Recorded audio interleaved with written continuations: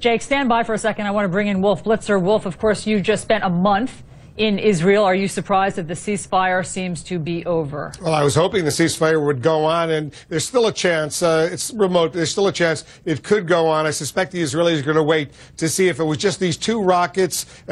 These could be isolated rockets. They could be something random, if you will, not necessarily fully coordinated. If more rockets come in, the Israelis will strike back. The Israelis will also make the point if there are more Palestinian civilian casualties, and there almost certainly will be a lot more Palestinian civilian casualties, they will blame Hamas. They will say they were willing to accept a continuation of the ceasefire. The Palestinian Authority, as Jake says, was willing to accept a continuation of the ceasefire. Egypt wanted a continuation. Hamas violated the ceasefire. Israel will say, and as a result, Israel will go back. Now, their mission to destroy the tunnels, the 32 tunnels that Hamas built from Gaza going to Israel, the Israeli military says that mission was completed, so they don't have to worry about the tunnels, at least from now. But the Hamas militants still, they believe, at least 3, maybe 4,000 rockets and missile launchers inside Gaza someplace. So the Israelis will continue to search for those rockets and those missiles, and they'll make the case Hamas has itself to blame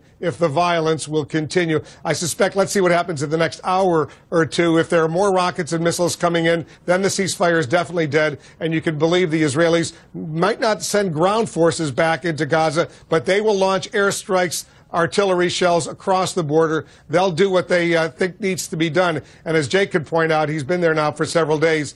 There's still a growing chorus in Israel says basically, finish the job.